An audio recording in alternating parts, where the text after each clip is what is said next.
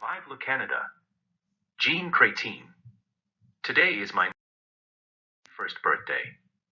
It's an opportunity to celebrate with family and friends, to look back on the life I've had the privilege to lead, and to reflect on how much this country we all love so much has grown and changed over the course of the 9 decades I've been on this earth. This year, I've also decided to give myself a birthday present. I'm going to do something in this article that I don't do very often anymore, and sound off on a big issue affecting the state of the nation and profoundly bothering me and so many other Canadians, the totally unacceptable insults and unprecedented threats to our very sovereignty from US President-elect Donald Trump. I have 2 very clear and simple messages. To Donald Trump, from one old guy to another, give your head a shake. What could make you think that Canadians would ever give up the best country in the world, and make no mistake, that is what we are, to join the United States? I can tell you Canadians prize our independence. We love our country.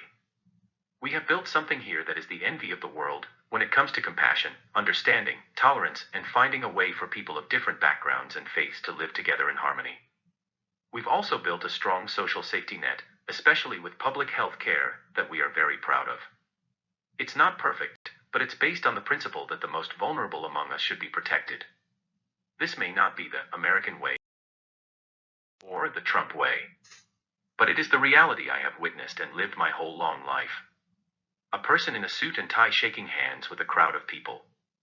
Description automatically generated. If you think that threatening and insulting US is going to win us over, you really don't know a thing about us.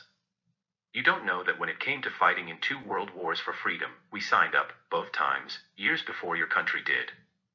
We fought and we sacrificed well beyond our numbers. We also had the guts to say no to your country when it tried to drag us into a completely unjustified and destabilizing war in Iraq. We built a nation across the rugged, challenging geography imaginable. And we did it against the odds. We may look easygoing, mild-mannered, but make no mistake, we have spine and toughness. Jean Chrétien, Wikipedia.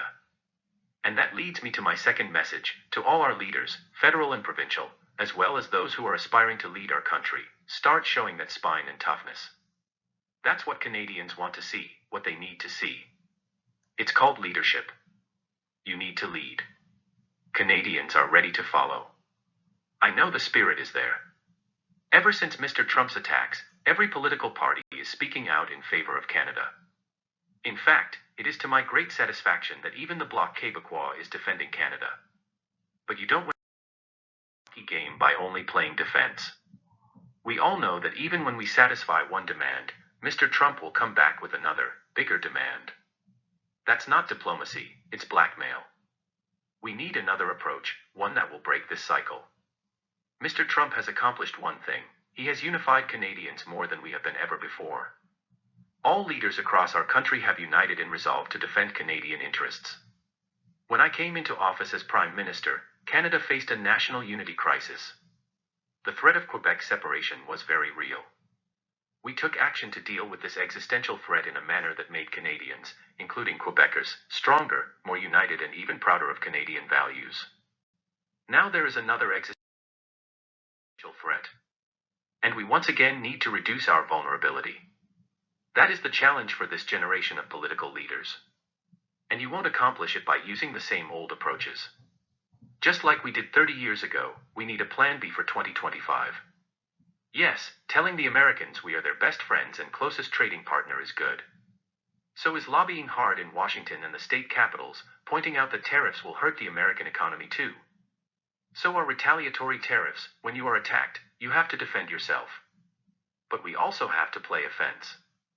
Let's tell Mr. Trump that we too have border issues with the United States. Canada has tough gun control legislation, but illegal guns are pouring in from the US. We need to tell him that we expect the United States to act to reduce the number of guns crossing into Canada. We also want to protect the Arctic. But the United States refuses to recognize the Northwest Passage, insisting that it is an international waterway, even though it flows through the Canadian Arctic as Canadian waters. We need the United States to recognize the Northwest Passage as being Canadian waters. We also need to reduce Canada's vulnerability in the first place. We need to be stronger. There are more trade barriers between provinces than between Canada and the United States. Let's launch a national project to get rid of those barriers. And let's strengthen the ties that bind this vast nation together through projects such as Real National Energy Grid. We also have to understand that Mr. Trump isn't just threatening us, he's also targeting a growing list of other countries, as well as the European Union itself, and he is just getting started. Canada should quickly convene a meeting of the leaders of Denmark, Panama, Mexico, as well as with European Commission President Ursula von der Leyen, to formulate a plan for fighting back these threats. Every time Mr. Trump opens his mouth, he creates new allies for all of us. So let's get organized. To fight back against a big, powerful bully, you need strength in numbers. The whole point is not to wait in dread for Donald Trump's next blow. It's to build a country and an international community that can withstand those blows. Canadians know me.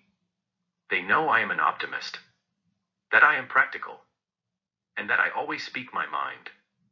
I made my share of mistakes over a long career, but I never for a moment doubted the decency of my fellow Canadians, or of my political opponents.